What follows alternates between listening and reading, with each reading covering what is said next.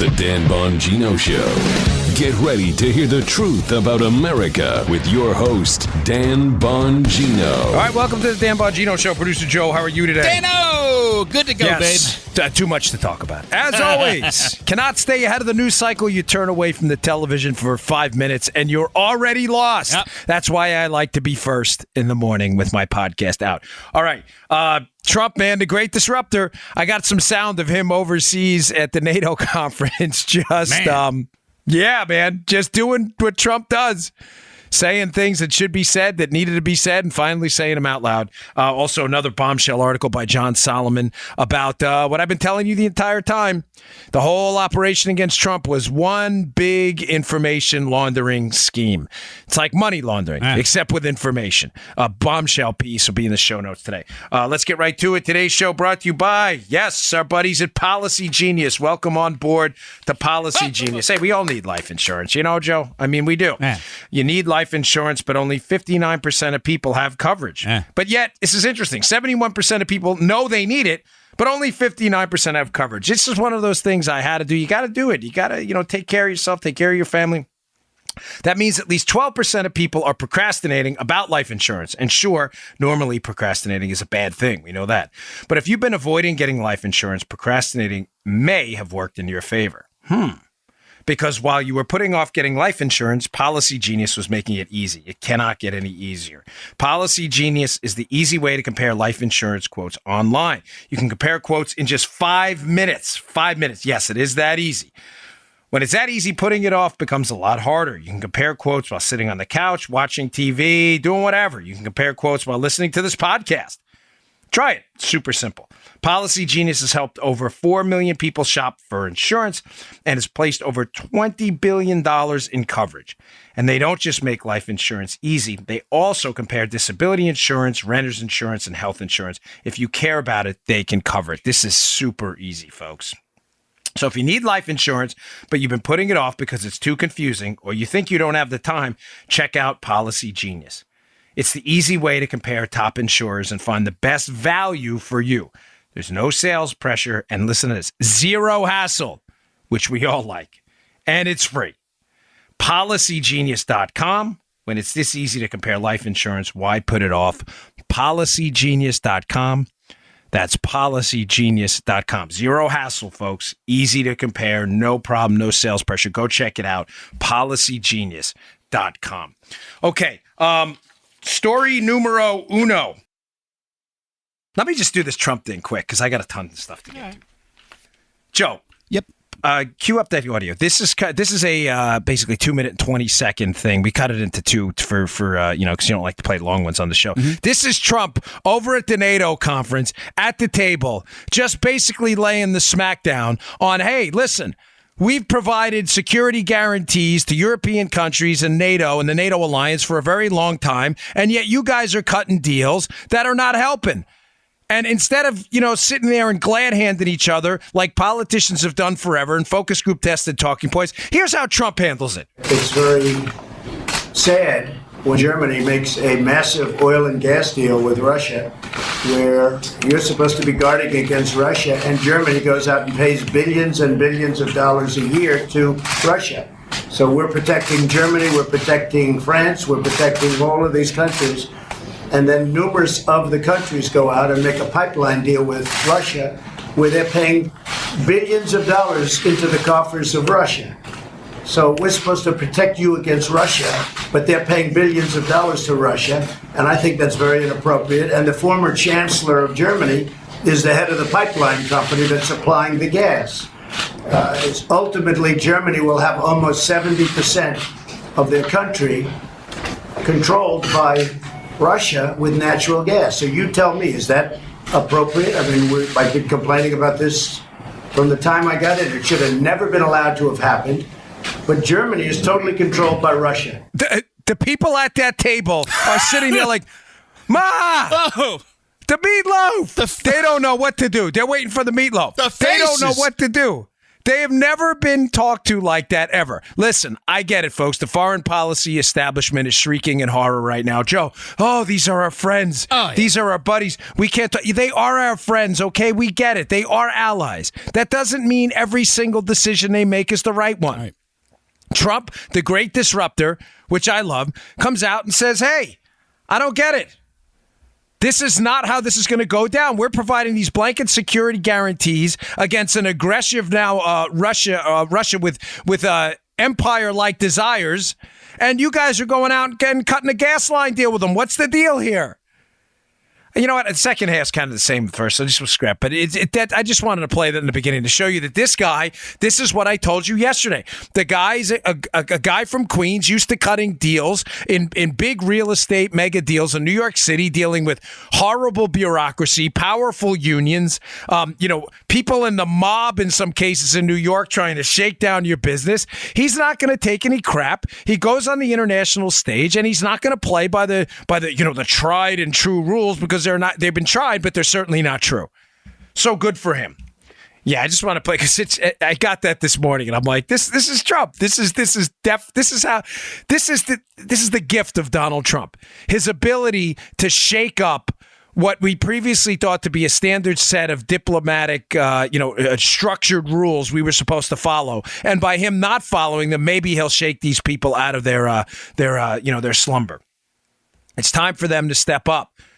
We're going to defend you. You're going to do the right thing and come back. So that was, and you're going to come back and return the favor to us. All right. Bombshell piece this morning came out last night by John Solomon again. This guy's been doing incredible work over at The Hill. It'll be in the show notes today. The show notes today are terrific. I'm going to get to socialism in a second. One of my writers at the site, Matt Palumbo, did a great piece about Scandinavian socialism that I will get to in a minute, or so-called socialism. Solomon's piece, Joe. There is an email that was uncovered. This is it confirms everything we've been saying about the spying operation on Trump, that this was the circle of stupid is complete. It was a big information laundering operation to launder information through multiple channels, multiple people, multiple entities, the State Department, the FBI, John Brennan, the GCHQ, to launder the same garbage information to lend it an air of authenticity. Now, Solomon's piece, Joe, he has an email uncovered by Peter Stroke where he's sending this email, and he says he's trying to read the dossier, the fake information. This is important, folks. The fake information generated by Christopher Steele and Fusion GPS, who were hired by Hillary Clinton, right? They were hired to generate this opposition research on Donald Trump. The information that they generated, which was nonsense, has never been verified, winds up making its way through multiple channels. Now, Stroke's reading it on BuzzFeed, and he says in an email, our internal system is blocking the site, talking about BuzzFeed. Stroke wrote of the document posted on BuzzFeed. He goes on, I have the PDF via iPhone, but it's 25.6 megabytes. Comparing now. Listen to this. This is crazy. The set is only identical to what McCain had. It has differences from what was given to us by Korn and Simpson. Wait, what? So the information you use from Christopher Steele, this fake dossier that Donald Trump did all this nasty stuff overseas and was cutting deals with the Russians, it was given to you by multiple people, including McCain, David Korn of far left Mother Jones, and Christopher Simpson from Fusion GPS. The significance of this, folks, is dramatic. This may seem like a small thing. It is not. Guys, ladies, please understand how critical this is. When you're a federal agent with the power to take away someone's freedom, to take away someone's everything they have, everything they're going to have, put them in jail, confiscate their property, take away their ability to see their kids, take away their job, every single thing they have. This is an awesome power. One of the ways they do that is by getting information on you, making sure it meets a certain standard before that information is presented to a court, a FISA court or a federal court, or a federal criminal court, I should say. They're both federal courts. A federal criminal court. And that information has to be vetted. Why? It's obvious. Apparently, it's not obvious to liberals. Yeah. It's so we don't go randomly targeting people for no good reason and putting them in jail, only to find out later in a court of law that they've been innocent of the charges put before them or not guilty.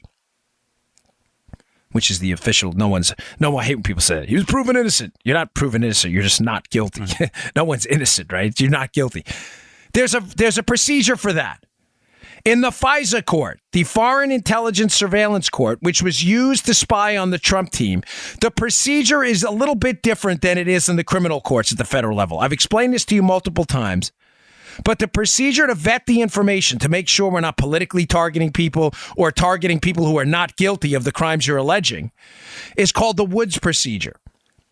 The Woods procedure is a step-by-step. Who's going to look at this information against Joe? In other words, I have information against Joe that he did this, and this, okay?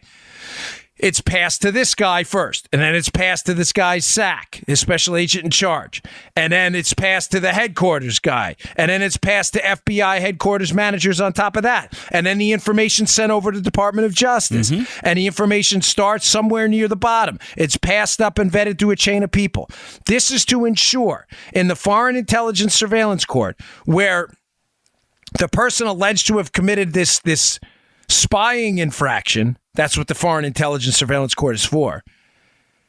He does not, or she does not have the ability to show up in court and defend themselves, unlike the criminal court system. Copy, Joe?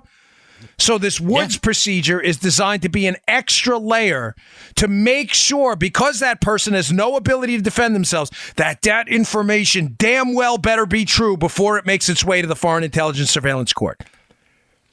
Now, if you listen to my show that I did on Friday, I discussed this whole Woods procedure and how one of the final people on the DOJ side to okay the information before it makes its way into the Foreign Intelligence Surveillance Court to spy on them was John Carlin.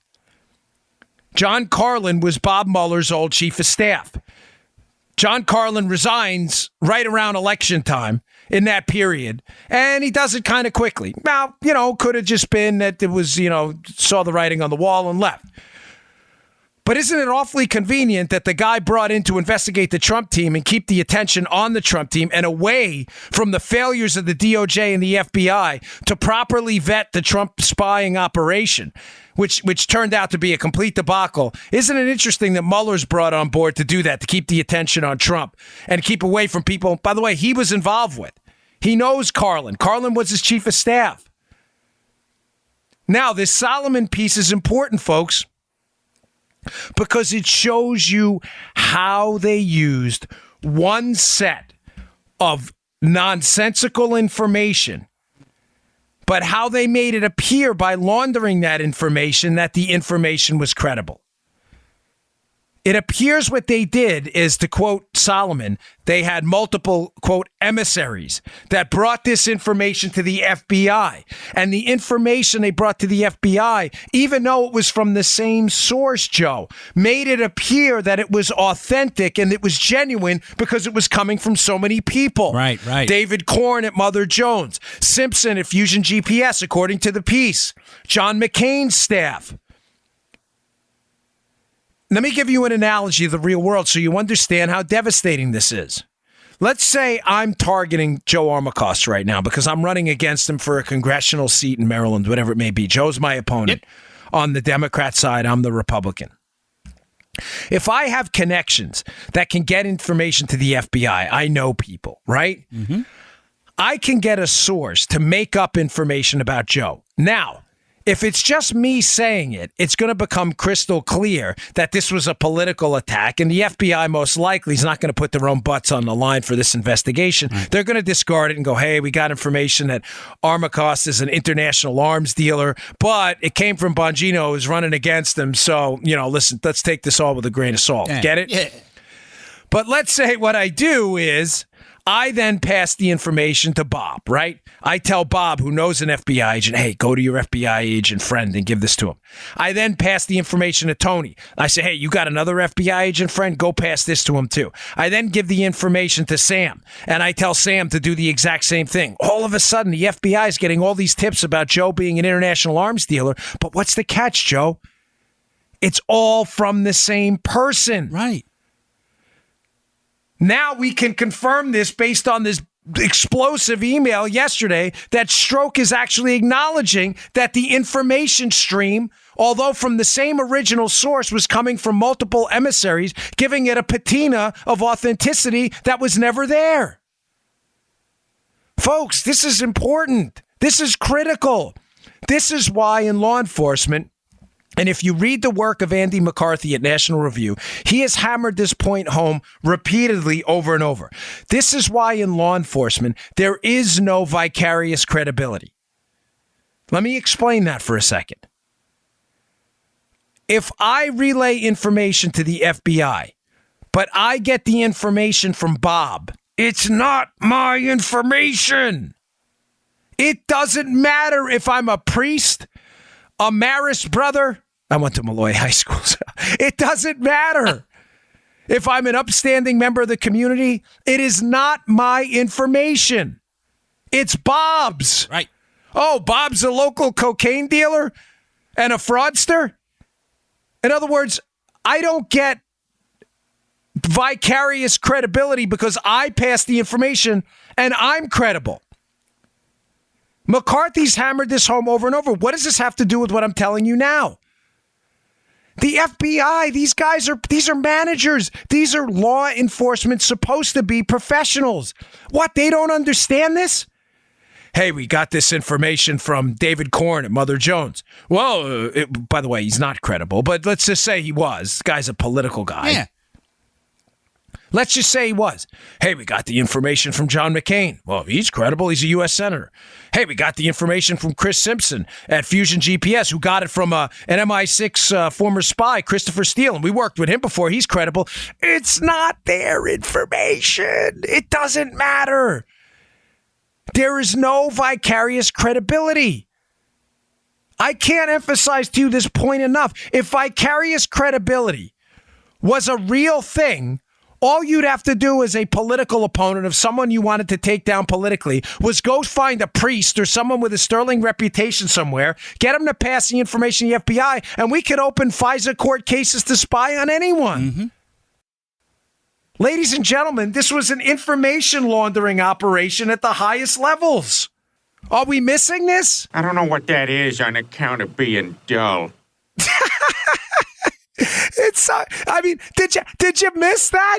Did anybody at the FBI, Joe, think to say, hey, Dave, Chris, Glenn Simpson, where did you guys all get this? They all got it from the same person. This is so like Mr. Rogers. Like, it's basic, like kindergarten level stuff. Yeah. How did they miss this? This is a really critical piece. Read it. It's a short piece. Wow. It's in the show notes today at The Hill. Whoa. I want to strongly encourage you to do it. And also, it ties into this is the whole purpose of the Mueller probe.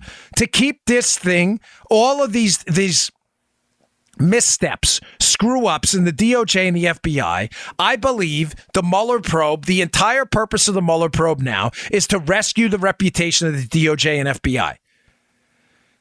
That's it. I know some of you were a little confused last week when I said, and his real goal is not to save the reputation of Hillary Clinton, it's to save the DOJ and the FBI. I'm not suggesting to you he's not trying to save the reputation of Hillary Clinton. I don't know that. Mm-hmm. He may very well be. And based on what I've told you before, I find it awfully odd that Mueller's investigating people with significant ties to the Clinton investigation, but investigating them for loose at best ties to Trump. I think it's to keep them quiet about their ties to Hillary. But I don't believe it's because his first goal is trying to save Hillary. I believe it's because the Hillary Clinton Foundation debacle and these perceived pay-for-play interactions are so devastating to the DOJ and FBI that allowed it to go on, that his primary goal, Joe, is to save the reputation of the DOJ and FBI first. Also, when it came to the Woods procedure and the failure to do even basic vetting of this information. This is unbelievably troubling stuff. All right, it's a busy news day, so I got a lot to get to. I want to move on to just something on Flynn quick, on the Flynn case, and I got another piece in the show notes about that too. Today's show also brought to you by buddies at Brickhouse Nutrition. I love Brickhouse, big supporter. They got some of the best nutrition products on the market. The feedback's been great. Miles over there, who runs the company, loves his customers. He puts a lot of handwritten notes in the orders. I'm not kidding, which must take him an inordinate amount of time, but I know Miles loves his customers. One of the products I want to talk about today from Brickhouse Nutrition is Field of Greens. It's a terrific product. Folks, we all know fruits and vegetables are the key to a healthy lifestyle. I mean, does anybody dispute that? The nutrients, the micronutrients in these fruits and vegetables, they are the key to, good cognition, good health. We have to eat your doctor tells you that. Your nutritionist tells you that. Everybody tells you that. So the question I have to ask you is, why don't you do it? Why don't you do it? And the answer is it's inconvenient. I get it. Fruits and vegetables are perishable in many cases if you don't get the canned ones, if you don't get the frozen ones. And some people don't have the time to cook them all. Well, I have the solution for you right here. Lickety split. Field of Greens. It is real food. This is an extract. This is healthy, high-quality fruits and vegetables ground up into an easy-to-consume powder. You throw it in some juice. You put it in some water. I put it in green tea a lot. It tastes delicious, and it's ground up high-quality fruits and vegetables. You'll get servings of fruits and vegetables in a cup. You don't have to worry about preparing those fruits and vegetables. Now, if you want to do that too, that's great. But this is your insurance policy to make sure you're getting those life-enhancing nutrients from those fruits and vegetables in your diet every day. I've never felt better since I started taking it. I love this stuff. I give it to my kids, my wife. We go through jars of it by the week. It's called Field of Greens. Can't recommend it enough. Go to brickhousenutrition.com/Dan. That's brickhousenutrition.com/Dan. And, take some notes about how you feel before you start taking it. Give it a few weeks. Take it, put it in your juice, put it in water, whatever it may be, Field of Greens. And then a couple weeks later, take note. It's so good. It tastes delicious. It's called Field of Greens. It's available at brickhousenutrition.com/Dan. That's brickhousenutrition.com/Dan. Hey, just one more thing about the Mueller probe. Mm-hmm. So Mike Flynn, Lieutenant General Flynn, was in court yesterday about a sentencing hearing and a pre-sentence report. It's not that unusual, a lot of this. And you know me, if I smell a rat, I'm certain to put it out there. But there, according to a report I have in an Independent Journal Review, a piece which will be up at the show notes today. The Flynn team the legal team is pushing to wrap this up. Listen, let's just get this sentencing over. I believe Flynn was completely submarined. I mean, this guy was kneecapped. I've never seen a case of legal law enforcement abuse like this for someone of that stature in our American military in my lifetime. The case is a disgrace, a debacle. What they did to Flynn and his reputation is going to be a stain on this country forever. And history will not, I'm assuring you right now, will not judge Bob Mueller kindly for this abomination of justice. And that's what it was. As you can tell, I'm a little emotional about it. That this guy served the country for as long as he did and was unquestionably targeted by the Mueller probe, despite the evidence of criminality being nil. And I get it. The dopey libs are going, he pled guilty. Folks, you would too if bankruptcy was staring you in the face due to legal bills and they were threatening your family with legal action as well. You plead guilty. Like he had a choice. Plead guilty. He had like the sword of Damocles hanging over his head. Mm-hmm. I mean, give me a break. But there's an interesting note on this I'd like to throw out there. Flynn's team is pushing for this sentencing to be over with. But what's interesting is the Mueller probe, the Mueller team, they're kind of like, not so fast.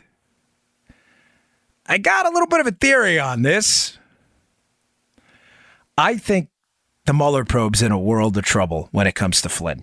And here's why, Joe. Those 302s, which are FBI summary documents of an interview. If I interview Joe for a crime, whatever, money laundering, international arms dealing, and I'm an FBI agent, I have to type up a summary of that. They're called 302s. There's a, let's say, information stream out there by credible people, some I've heard from, that the investigative summaries of the interview with Mike Flynn where he had pled guilty to lying to the FBI, despite the fact that the FBI had said, and Jim Comey himself in congressional testimony, there was no evidence of deception. That's kind of crazy. Yeah. He lied to the FBI. Is there evidence of deception? No. Wait, come again? Are we not speaking the same language here? Whatever. So that because it's just so dumb, this case, it's hard to believe that people don't see this for the abomination of justice that it is. Now, the 302s. There's some credible reporting out there that the 302s of that interview, Joe, may have been changed. Oh. In other words, let's see, or may have been, if not changed, let's say there may have been some pressure, external pressure exerted upon the agents that interviewed Mike Flynn to insinuate in those 302s that he may have lied when he didn't. You get where I'm going with this? Yeah. This is important. Yeah. What does this have to do with Mueller and the sentencing? Ladies and gentlemen, if Mueller agrees to this sentencing and it happens quickly and Flynn is sentenced to whatever, I don't know, community service, let's say he gets, God forbid, he gets jail time. That would be the biggest disgrace in judicial history. But say they throw Flynn in the slammer for 30 days and after he serves all his time, it comes out that those 302s were in fact altered or pressure was put on people to lie in those 302s. Oh my gosh. Are you going to wait, this guy did jail time or was sentenced to a crime he didn't commit? I'm thinking the Mueller people may be delaying this for a reason. The Mueller people may be like, what was that? Was that New York City? Like, hold up. Wait a minute. They may be like, everybody pump the brakes. Pump the brakes. Of course, Joe, this generation knows nothing about that because they have ABS, anti-lock. But remember when we were pump the brakes was do not pump the brakes now. Now you can slam on them if you have emergency anti-lock braking system. If you don't, you have to pump the brakes. We learned that in Secret Service driving school when I was in there. Pump the brakes, folks. We got a guy in jail right now. We're serving community service while it's simultaneously put out there that the document used to convict him may have been altered or pressure may have been put on those people to alter those documents. Now, I understand the General Flynn's desire to get this over with. It has been, can you imagine the nightmare? His family, he's had to sell his home. This is, like I said, it's a stain on American history that this has happened to this American patriot. I understand it, but I'm not so sure the Mueller folks are telling you the whole story. I'm serious, folks. I think they know that Inspector General report from Horowitz may be onto something, and that something may be that the documents they're using to get this guy to plead and then to sentence him may not be 100% authentic. Oh, boy, would that be a problem? I was telling my wife last night, remember those Goya? Come on, Goya. Oh, boy. Remember that? Oh, boy. Wait, we got a dude in jail right now? And it turns out the documents, there was pressure to alter them? Oh, man. Not good, folks. So read the IJ reports in the show notes today. He apparently wants it sped up. Mueller's like, hey, bump those brakes. Listen, I'm not a big fan of Mueller, but he ain't stupid. I think he smells something's up here. Okay, let's see. We did Trump the Disruptor, the information laundering operation, Flynn and the 302s. What do we go to? All right. In an effort to expand the content I'm producing for you, because I really do value my audience, you guys and ladies, so much, I wanted to give you more of a reason to go to the website. So I started doing original content there, and I have a writer, Matt Palumbo, who's also a researcher and co-writer on the book. Contract signed. Oh, thank God. That's Yay! I'll be out. All right. We're done. The book is done. So finally. Turned out to be a bigger operation than we thought. But Matt puts together some really great stuff. And he had said to me the other day, I listened to your podcast about socialism, democratic socialism, communism. There's no difference between the three, folks. They're all just on the same path off the cliff. Mm-hmm. It doesn't matter. You're jumping off the cliff either way. He said, I'd like to do a piece debunking this nonsense about these Scandinavian countries and democratic socialism. And I said, you know what? That's a terrific idea. Denmark, Norway, Sweden, all these countries that Bernie Sanders and others constantly cite as evidence of this socialist utopia. He goes, I want to debunk that. it was a great idea because it's something that's meant a lot to me, and I've hammered it often, especially when I fill in for Levin. By the way, I'll be in for Mark Levin tonight if you want to listen and call in. 877-381-3811 is the Levin number if you want to call in. Yeah. So, couple takeaways from the piece here. It's tight. It's going to be at, it'll be in the show notes. It's the first one. It's entitled, Does Socialism Work in Scandinavia? Part 1. It's going to be a two-parter. It'll be the first story in the show notes. Subscribe to my email list. It'll be there. But if not, just go to Bongino.com and click on the show notes and you'll see it there. It starts out, he hits 3 main points. One, he makes the point that they are not, in fact, socialist countries. When you're talking about Denmark, when you're talking about Norway, and you're talking about Sweden, folks, they are not socialist countries in the definition of the word socialism. Socialism is the government control of the means of production. Now, are they on the road to socialism? In other words, the control mechanism can happen via a number of ways. The government can come in via hard force and say, Joe, I want to confiscate your business. I'm going to own it. And you are, in fact, going to work for me. Yeah. Or the government can come in and say, Joe, we're going to tax your business at an extremely high rate. We're going to regulate your business according to these rules. So although we may not technically own your business, you may not have to turn it over to us. We de facto own it. Yeah. We own it in fact. We may not own it de jure, but we own it in fact because you're working for us and you're following our rules. Now, this is a control argument. I want to be clear about this because this is how people screw you up when they talk about, oh, no, we're not talking about socialism. We're talking about democratic socialism. Well, socialism, like anything else, just like freedom, is based on, there's a path. There's like a freedom train. That's the best way to describe it, to steal a term from this old California radio host. I forget his name, but he called it the freedom train, right? If you look at the freedom train in a station, and the station in the freedom train station, Joe, is absolute freedom. Almost in essence, anarchy. There's no government. You're free to do whatever you want. Yeah. Good or bad, by the way. Remember, freedom, some people do great things with it. Capitalism, entrepreneurship. Some people go out and murder other people and kidnap and kill. I mean, that's just a fact. Now, these are degrees. Now, imagine at one end you have the freedom train in the freedom station. Again, absolute freedom, Joe. No government, no nothing, no controls. Right. I think we all realize that's not effective. You know, Federalist 51, right? If men were angels, right, we wouldn't need government. Yeah. And if there were angels in government, we wouldn't need controls on government either, right? Federalist 51 is great for that. Now, imagine at the other end, as far away from the last stop, as far away from Freedom Station as you can get on the Freedom Train, you have full-blown communism. Government control of everything. Police state tyranny at its worst. The government owns everything. All the means of production owns the people. There's no voting. There's no nothing. You speak out of line, they kill you. You work for the government. You refuse to work, they kill you, or they torture you, or they kidnap your kids, or whatever it may be. Yeah, this has happened. There are systems of government around the world that are farther away from the freedom train than others, and there are some, like North Korea, that are all the way away from the freedom train. The argument we're making, and the argument the Democrat socialists are making, is the democratic socialists, or so-called democratic socialists, want you to believe that they're really a freedom-based operation, that this is free. That's why they use the word free. It's, we're going to have free school, we're going to have free healthcare. What they don't tell you is they're actually moving farther away from the freedom station, because what they're doing is they're forcing you to work, not for yourself, but for other people, because nothing's free. And this is the problem I have with this. Is this making sense? Yeah. Like, they steal the language of the free marketeers to try and make it seem that their system, think about it, Joe, the modifier, democratic, makes it appear like you're actually voting for this. Yeah.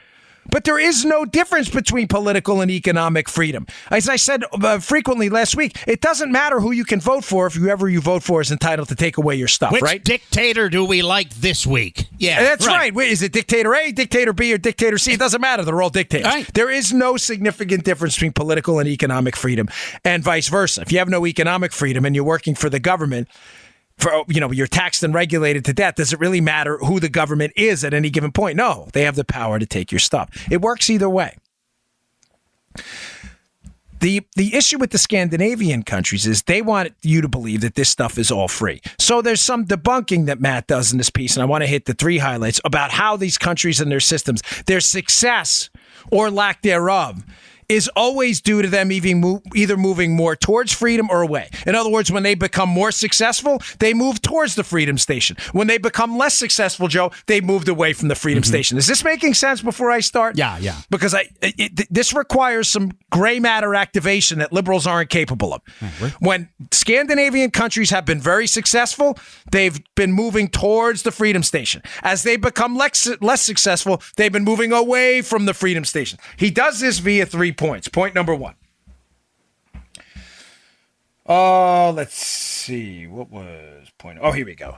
Got him higher. Sorry, I had to scroll down.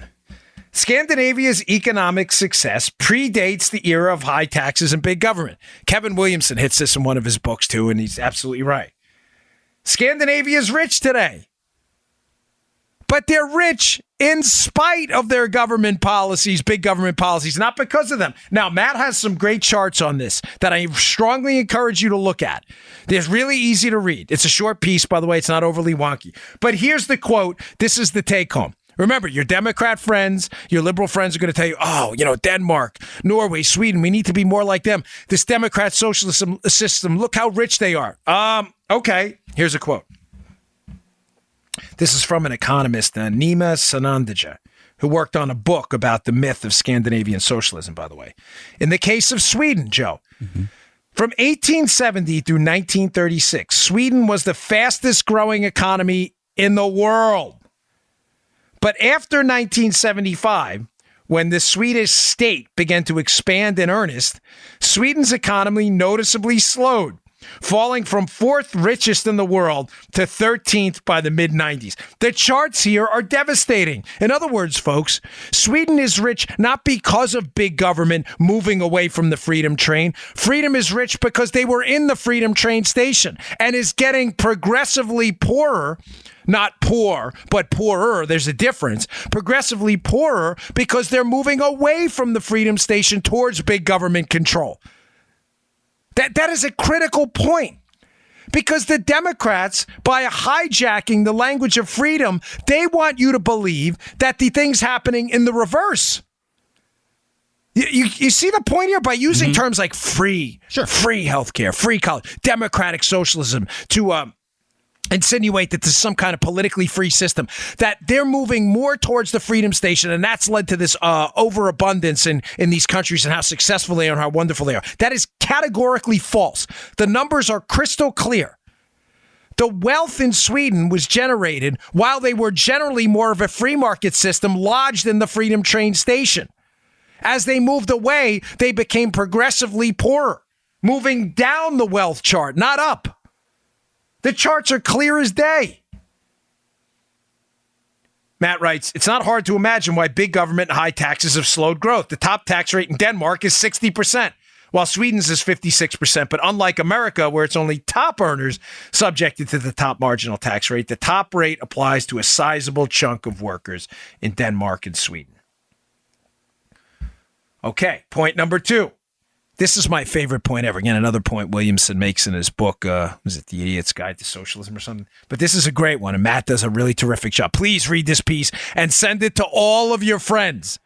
I get it. It's on my website.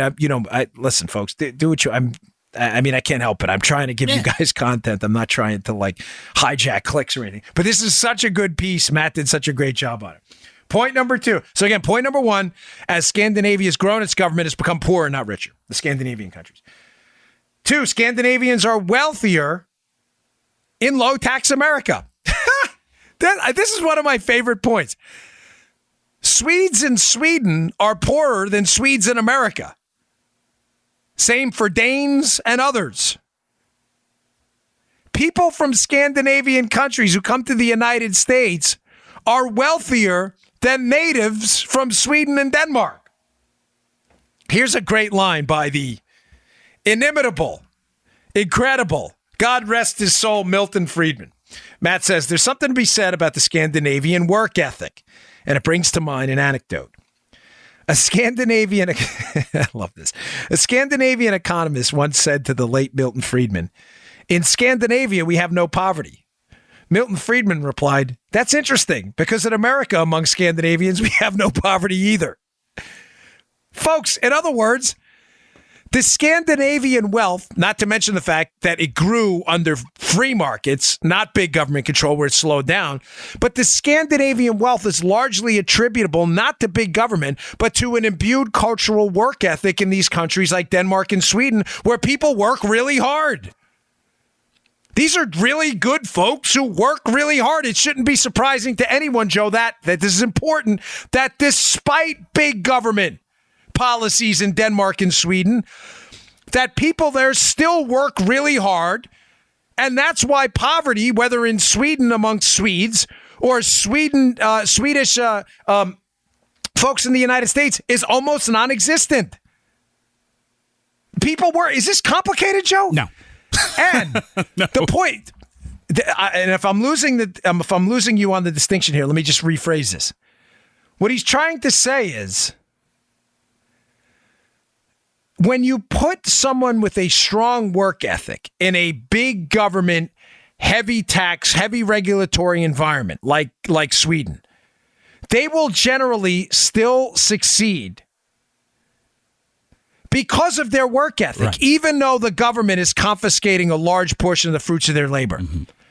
By comparing those same people in that country to a place like the United States, where you're generally more economically free, it's not a coincidence that Swedes in the United States have a higher standard of living and have greater amounts of wealth. Why, Joe? Because they worked hard in both countries and the United States just took less. Mm-hmm. Is this making sense? This is a perfect comparison. It's a ceteris paribus, right? Keeping other things equal, when you take the Swedish and the work ethic of people in Denmark, mm-hmm, and you put it in a country with more economic freedom, they're wealthier than they are in their own countries where the government confiscates large portions of the fruits of their labor. Again, as you move away from the freedom train and take more and more people's money, more and more of their impetus to work, and you impose more regulations upon them, they work less, but they're worth less. They're not as wealthy. Talk about economically. Their wealth is less, but their work ethic still powers them through the day. It's a terrific point. Mm-hmm. Here's just another quote from the piece. This is by that economist, Sanandaji again. Danish Americans today have fully 55% higher living standards than Danes. Similarly, Swedish Americans have a 53% higher living standard than Swedes in Sweden. That's the point. They work hard. Newsflash, you take less of their stuff, they'll be wealthier. Okay, point number 3. Despite high personal taxes, Scandinavia is incredibly business friendly. Now, this just hammers home that point I'm trying to make again, because your democratic socialist friends may say, well, Dan, even though the growth periods where Sweden built up its wealth were largely under a free market entrepreneurial system, they're still relatively prosperous despite big government. Therefore, big government doesn't really hurt that bad when you think it all through. Folks, there's a reason, not just the Scandinavian work ethic that matters, but Sweden has a corporate tax rate extremely competitive on the world stage. So does Denmark. Denmark taxes corporations at 24.5, Norway 27, Sweden only 22%. That's only a point above us right now after the Donald Trump Republican tax cuts. In other words, it's not just their work ethic that's powering them through the obstruction of big government confiscating the fruits of their labor. Mm-hmm. It's the fact that there's a bit of a trade-off here, folks. Although on the personal side, yes, there are very high, nearly confiscatory income tax rates on people's individual income, Joe. The relatively low, relatively compared to the rest of the world, business tax rates still make the business environment pretty friendly for you to operate a business in Sweden, even though your personal wealth is going to take a bit of a hit. It is that trade-off that has enabled them, despite the freedom train moving away from the freedom station, it slowed it down a little bit, so it's not, on this too far down the path to rescue path where you start teetering towards communism and full-blown socialism. It's not the story the liberals are painting. The mosaic they're putting together for you is not accurate, folks. Big government in Sweden has been an obstruction. They've had to alleviate some of the problems caused by big government and heavy taxation by making it more business friendly to keep the growth rate going, even though the growth rate is not what it was before the explosion in big government in 1975. These are irrefutable arguments based on facts and historical data. Listen, interpret them all you want, but the facts don't change. Please read the piece. It's the first story in the show notes today. I can't encourage you enough to take a look at it. It's really important because I only bring it up because this Ocasio-Cortez and, the Bernie Sanders revolution and stuff, if we let this information take hold with our impressionable 16 to 24-year-olds, they're going to actually believe a system that's led to the torture, death, killing, and starvation of hundreds of millions of people could be effective here in the United States. It's nothing but a propaganda operation. It's really upsetting. Okay, got a couple more stories to get to. Last one here. ExpressVPN. Hey, I got a lot of positive feedback since our last read on them. Hey, you're being tracked, right, on the internet. Joe, you know that. No, absolutely. Everybody's being tracked out there. It's the worst. Yeah. You are being tracked. Yes, you're being tracked. Stinks. Mobile carriers, ISPs, internet service providers, and potentially hackers all have access to your web history and internet data. I hate that. How can ExpressVPN help? ExpressVPN encrypts your traffic and sensitive data while masking your IP address, concealing your online activity from everyone. Good. I don't want people, especially after this metadata scandal, I don't want people checking out all my stuff. Sheesh. With all this news lately about data hacks and breaches, it's hard for me to not worry about my digital privacy. No matter what you do online, your mobile carrier and internet service provider are tracking it all. Comcast, Verizon, Time Warner, the list goes on and on and on. Companies like these have a record of every single thing you do, every website you visit, every email you send. It's ridiculous. So that's why I decided to take back my privacy by using ExpressVPN. It's super easy to set up too. These days, I don't use the internet without it. With ExpressVPN, my internet data is encrypted. My IP address is hidden. ExpressVPN costs less than $7 a month, and it's rated the #1 VPN service by TechRadar and dozens of expert reviewers. ExpressVPN has easy-to-use apps. They run seamlessly in the background of your computer, your phone, your tablet. You won't even know they're there. Turning on ExpressVPN protection only takes a click. This is super easy. I'm no tech wizard. I figured it out right quick. No matter what you do online, whether you have something to hide or think that you don't, ExpressVPN is for you. If you're on unsecure Wi-Fi and want to keep hackers and spies from seeing your data, ExpressVPN's for you. And if you don't want providers like Verizon recording your entire online history and then selling it to the world, ExpressVPN, it's for you. To take back your internet privacy today and find out how you can get 3 months free, go to expressvpn.com/Bongino. That's expressvpn.com/Bongino for 3 months free with a 1-year package. Every day you use the internet without ExpressVPN, you're putting sensitive information at risk. Don't put this off. Protect your online data with ExpressVPN today. Visit expressvpn.com/Bongino to learn more. Okay. 2 things I want to just address. So, you're not wasting your time here on the show. I like to go back and not necessarily pat myself on the back. That would be kind of a jerk move. But just to assure you that I do my homework and I'm not trying to spin your wheels on stuff. Joe, what did I say about the separations at the border, the immigration thing and Trump's executive order a couple weeks ago? Do you remember the show we did on that where I said to you, listen, I'm not one of these guys where I think Trump's always playing this 4-dimensional I remember chess game. But there are times I'm absolutely sure that he is just dunking on the left in the media. He's dunking on them. Yeah. He's dunking. He's pulling a LeBron James on him. He is dunking on their heads left and right. I even said it on Fox last night. The executive order on separations at the border was unquestionably a dunk on the libs in the media. Let me just give you a little update on what happened and where I was with it to show you that when I predicted this 2 weeks ago, I was right, as if on cue. I remember. Yeah. The Democrats wanted a political issue to hammer Trump with. They saw that these kids were being separated from their parents who had crossed the border illegally. By the way, the easiest way to not be separated from your child when crossing the border illegally, Joe, is not to cross the border illegally, which guarantees you will never be separated. Just a note. But the Democrats' talking point, because they love to use children as political pawns, they love it, was this is a Trump rule. Trump is a cruel and unusual human being. He is purposely ripping these children out of the hands of their parents. This Trump is an awful guy. He did it. He did it. There is no law stopping him here. He made this up. This is a Trump policy. I told you on the show that was, in fact, a myth. Right. That's not true. There was a judicial consent decree called the Flores Decree. The Flores Decree said the government cannot hold children in detention for more than roughly a couple weeks. After that, the children have to be let out. The parents who crossed the border illegally, and in many cases committed a crime, if they did it multiple times, a potential felony, cannot be let out in many cases because we don't know that they're going to return. They're in the country illegally. Matter of fact, if you catch them and release them under the prior catch and release, a large swath of them never did return, which is a de facto open border policy. Is this making sense, Joe? Yeah.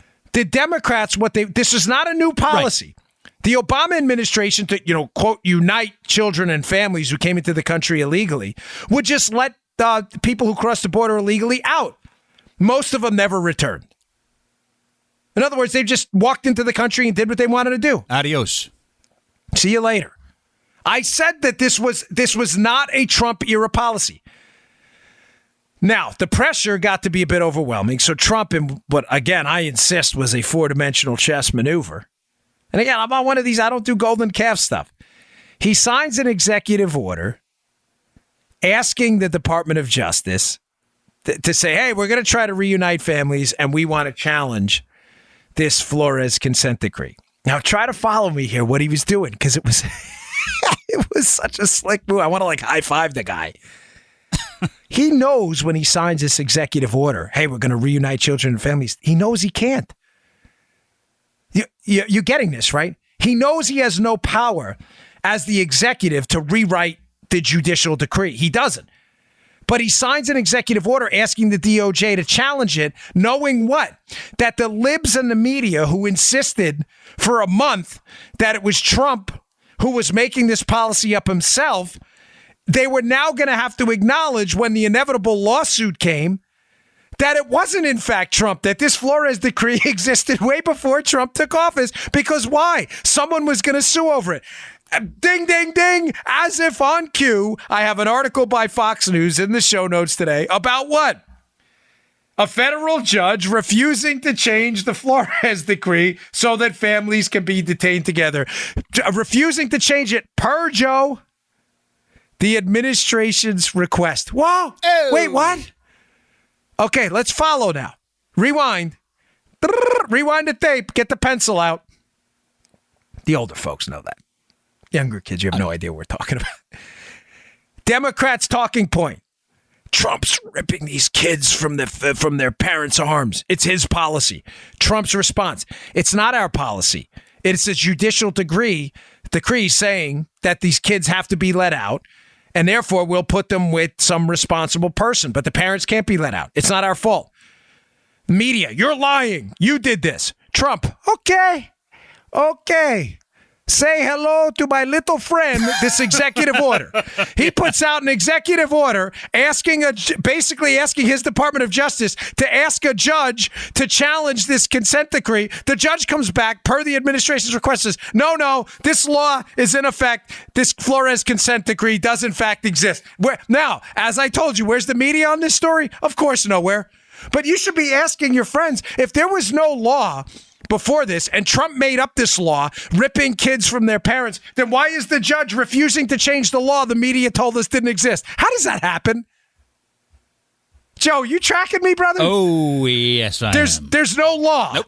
Really? Because a judge just said, as per Donald Trump's administration's request, no, there is a law. It's called the Flores consent decree. Where's the media on this? Where's the chyron on CNN? Trump asks separation law that predated Trump to be changed, and federal judge says no, despite the fact that Democrats told us for a month now that no law exists, and Trump made it up.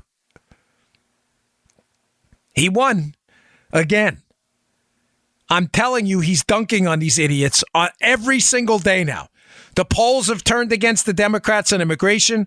The polls have turned against them just about everywhere because they keep lying and making stuff up in these fake outrage campaigns where this guy in the White House turns around and again, it's not even like it's a dunk from the free throw line like Michael Jordan used to do. He embarrasses these idiots over and over. Read the Fox News story. I'm only bringing it up again today, despite the heavy news cycle, because I don't want you to think you're wasting your time here. I told you 2 weeks ago, go listen to the show. I told you 2 weeks ago this was going to happen, that somebody was going to sue, that there was going to be some kind of legal court action, and in the court action, a judge was going to be forced to recognize that, yes, a law existed before Donald Trump that says Trump has to do this. Oh, boy. And today, there we go. I told you. This is one of those Nelson Muntz moments. Trump wins again. Again, the topic's not funny, folks. I mean, I don't mean to joke around about that. I'm really not trying to make light of it. I'm trying to make light of the stupidity of the liberal media and how Trump just slams them all the time. He beats them at their own game. Did they not think that the lies were going to catch up with them? Were they somehow they thought they were going to get Trump to cave and make up a story? He always knew there was a law. He's not stupid. Okay. Sometimes you have to toot your own horn. Sometimes you do. Sometimes you do. Mogul. I think that's the Secret Service name. You love that one. Yeah, I do. Of all Joe's favorite, he loves that one. I do. He plays that one all the time. Because you won't do it. You hate to do that, blow your own horn, and just the president telling you it's okay, Dan. Joe's played that 4 or 5 times, which for Joe, we usually, we try to switch up the drops because we don't want to bore you with stuff. You know me, I'm like, when I get obsessed with one, I'll play it all the time. Like the mom, where's the meatloaf? I can't play. I'd play that 3-4 times a show if I could. But Joe, as a good executive producer, kind of knows when I need to wrap it up. He knows my tendencies to go overboard sometimes. Too. But you love that Trump one. I do. I thought they were great. All right, 2 quick news stories you need to hear about before we roll here. The Janus case, which was the Supreme Court case, which was devastating to the forced joining of public sector unions through agency fees. I described the case last week. The core of it and the takeaway is this. Public sector unions, you couldn't be forced to join, but you could be forced to pay these what they called agency fees. And those agency fees were meant to make non-members pay for collective bargaining. Now, this guy named Janus sued, and he's like, listen, man, I don't want to pay. I don't want anything to do with this public sector union. The very essence of a public sector union arguing for higher salaries is forced speech on my behalf. I don't believe government should be spending more money. They won. The case is devastating to public sector unions because they support overwhelmingly Democrat politicians, and the money train was a substantial one and was really a lifeline for Democrat politicians. That is now dried up. Democrats are in a panic. So, like Democrats typically always do, they're trying to pull an end around. 2 cases. There's one in. Sorry. Here we go. I have snakes undermining Janus. That's the note I have here. Hawaii is trying to do a public funding bill where basically public taxpayer funds would be used to subsidize these unions. Oh, that sounds great. Not only now are we paying government employees, but now we're paying for them to collectively bargain for higher tax money salaries too. That's a great idea, Hawaii. You guys are real gems up there. I'm talking about the government, not the people, of course. And Vermont wants basically a worker reimbursement fund up there. They're both end arounds to this. And the irony of this is that this is going to cost more money for the taxpayers that'll generally result in lower government salaries in the long run. This is the kind of stuff which with Democrats would drive me crazy. We lost on the Obamacare case. I wish we hadn't, Joe. But there aren't Republicans out there saying, hey, listen, screw the government, everybody mass protest and don't get health care. Because we generally believe in fidelity to the law, even when it's bad law, and try to change it through constitutional processes, even when it's a crap garbage law like Obamacare. This is the Democrats. They lose in court, and they keep going and going and going and going. One more thing. There's a Democrat talking point out there now about Trump sabotaging Obamacare by these risk adjustment payments. Ladies and gentlemen, Obamacare is garbage. It is the worst law in the history of humankind. It is terrible. It is destroying our healthcare system. But there was a lawsuit. There's these payments that are being paid from insurance companies that are struggling because they have a bunch of folks who are sicker on their plans. These risk adjustment payments are made from those companies to companies that are doing, from companies that are doing well, insurance companies to companies that are struggling. These risk adjustment payments, they lost a court case. There was a lawsuit. And the lawsuit was that the formula they were using, Joe, was unfair. The bottom line is this. Liberals ran out in front of the cameras and says, Trump sabotaging Obamacare. He doesn't want these companies to pay each other pursuant to Obamacare, and they're all going to go out of business. Therefore, the higher premiums are your fault. Listen, for as much as I want Obamacare to go away, that is not true. That is not true. The Trump team went to court and actually defended these payments. I don't agree with them. It's a horrible law. I just want to be crystal clear. But don't fall into the trap the Democrats make. Facts do matter here.